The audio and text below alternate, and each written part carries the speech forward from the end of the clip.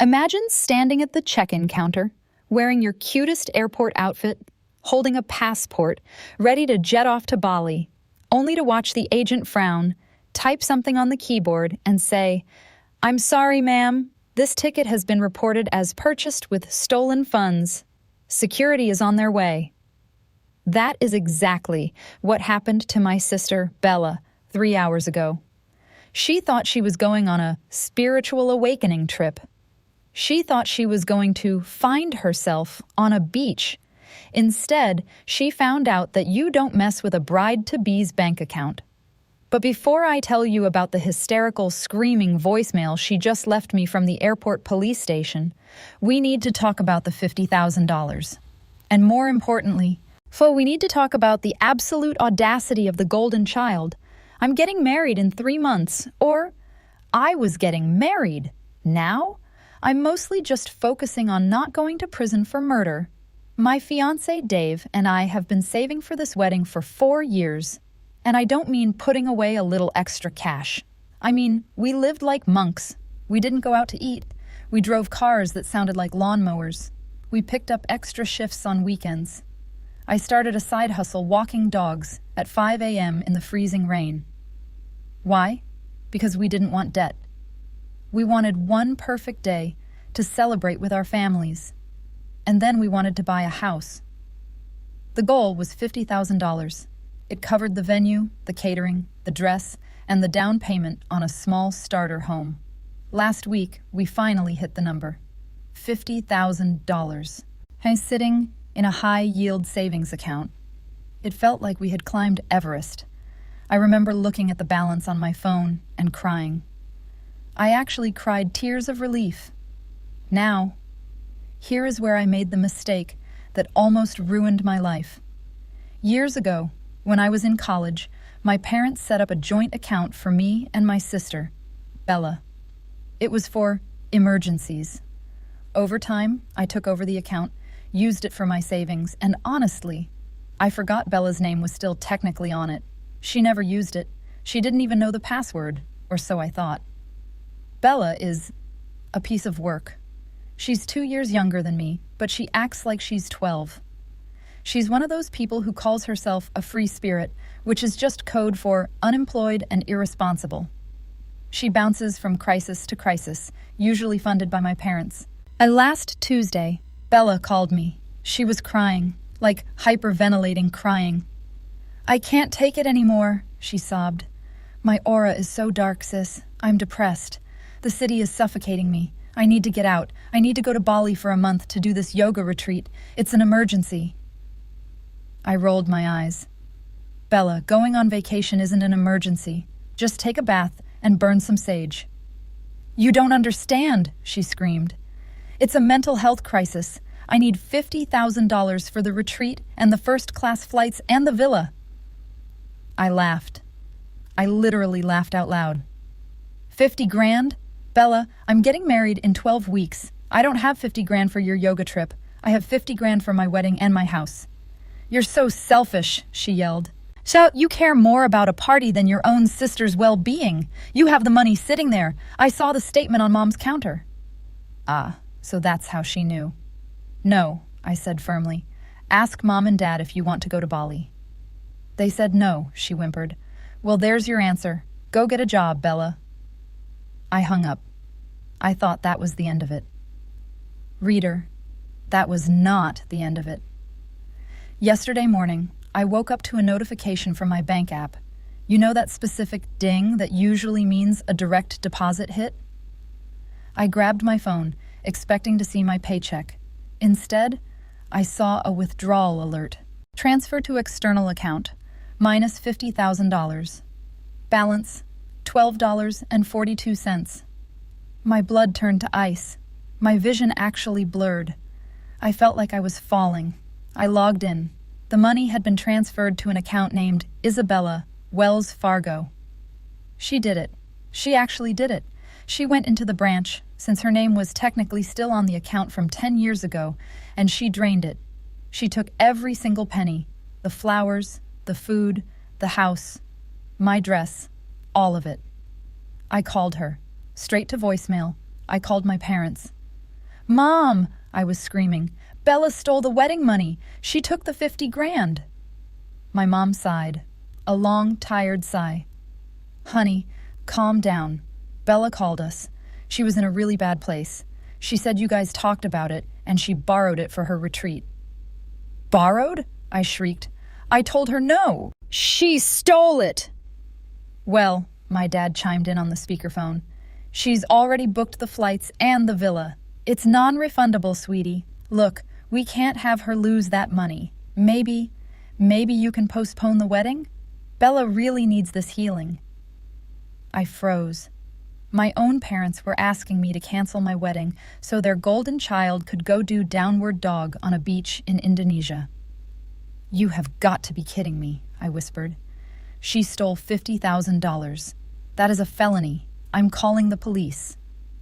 No, my mom yelled. Do not call the police on your sister. It will ruin her record. We will figure this out. Just let her go on the trip and we'll discuss a payment plan when she gets back. A payment plan. Bella has never paid for a stick of gum in her life. I hung up, and I sat on my kitchen floor and stared at the wall. I felt betrayed. I felt small. I felt like the last 4 years of scraping and saving were a joke. But then, the sadness turned into something else. It turned into a cold, hard rage. I remembered something. Bella is lazy. She doesn't plan anything herself. When she booked this trip, she probably used her email, which, because I am the one who fixes all her tech problems, is still logged in on my old iPad. I ran to my office. I dug the iPad out of a drawer. I opened her Gmail, and there it was. Confirmation. First-class flight to Denpasar, Bali, departing tomorrow at 10 a.m. Confirmation. Luxury wellness villa, paid in full. She had spent nearly $15,000 on the flights and accommodation alone. She transferred the rest to her checking account, and I looked at the flight confirmation. It was booked through a travel portal. Now, here is the fun part about joint accounts. Since the money came from our joint account, and the fraud alert I was about to trigger would flag the transaction, I had some leverage. But I didn't want to just get the money back eventually. I wanted to hurt her. I wanted her to feel the panic I felt when I saw that $12 balance. I called the bank first. I am reporting a theft. My sister drained the account without my permission. Since her name is on the account, ma'am, it's a civil matter, the banker said. But we can flag the transfer as suspicious and try to recall it. But if she's already spent it... She spent it on a debit card, I said. Freeze the account. Freeze everything. We can freeze the joint account, he said. That wasn't enough. I needed to stop the trip. I looked at the flight confirmation again. I saw the airline. I saw the booking reference number. I picked up the phone and called the airline. I put on my best distressed personal assistant voice. Hi, I said. My name is Jessica. I'm calling on behalf of my sister, Isabella. She's flying to Bali tomorrow morning. Reference number H7J9K2. Yes, I see the booking, the agent said. Oh, thank God, I said, making my voice wobble. Look, there's been a terrible emergency. Our grandmother just had a heart attack. Isabella is a mess. She can't talk right now. We need to cancel the flight immediately. She can't go. Oh, I'm so sorry to hear that, the agent said. Since this is a fully refundable first-class ticket, we can cancel it right now and issue a refund to the original form of payment. Yes, please, I said. Please just refund it to the card ending in 4599. Done, the agent said. The booking is canceled. The funds should appear in 3 to 5 business days. Thank you, I said. And could you do me a favor? Don't send a confirmation email just yet. She's really upset. I don't want her phone buzzing. Of course, the agent said. I did the same thing with the luxury villa. Canceled. Refunded to the card. But here is the beauty of it. The refunds take 3 to 5 days to process. And I had just asked the bank to freeze the account because of the suspicious activity. So, the money was going to bounce back into a frozen account that Bella couldn't access. But Bella didn't know that. Bella thought she was going to Bali. I went to sleep. I slept like a baby. This morning at 8 a.m., my mom texted me. Bella is at the airport. She's so excited. Please don't be mad, sweetie. We'll fix the money thing later. I didn't reply. I just poured myself a coffee and waited. At 9:15 a.m., my phone started ringing. It was Bella. I ignored it. Then my dad called. Ignored.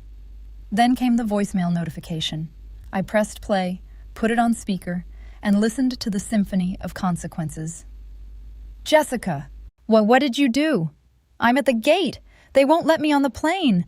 They said the ticket was canceled, and my card isn't working. I tried to buy a new ticket, and it was declined. Everyone is looking at me. Fix this. Send me the money right now, or I swear to God. The voicemail cut off because she was screaming so loud. 10 minutes later, I got a text from my mom. Did you cancel her flight? How could you? She is stranded at the airport with her luggage. She is humiliated, I finally texted back. She's not stranded, Mom. She's in her home city. She can take an Uber. Oh, wait, she can't, because I froze the assets she stole. You better go pick her up. About an hour ago, my dad called me. He wasn't yelling. He sounded scared. Jessica, he said, Bella is home. She's destroying her room. She says you ruined her life. But listen, the bank called. They said the account is frozen pending a fraud investigation. You need to drop the investigation or Bella could get in legal trouble. That's the point, Dad, I said. She stole $50,000. That's grand larceny. I'm not dropping anything until every single cent is back in my account and my name is the only one on it.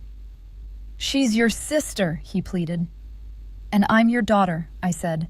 The one who is getting married, the one who worked for that money.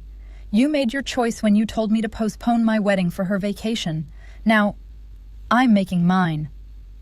So, here is where we stand. Bella is currently grounded in her childhood bedroom, screaming about her trauma. My parents are furious with me for being vindictive. The money is currently in banking limbo. But since I reported the fraud and the refunds are hitting, I will get it back. It might take a month, but I'll get it. My fiancé, Dave, he wants to press full charges. He wants to see her in handcuffs. I told him, let's wait and see if the money clears. But honestly, I hope she enjoyed her trip to the airport. I hear the departure lounge is a great place to find yourself, especially when you're watching your plane take off without you. If you have a toxic sibling who thinks your money is their money, don't just hide the cash, cancel the flight, and make sure you get the refund receipt.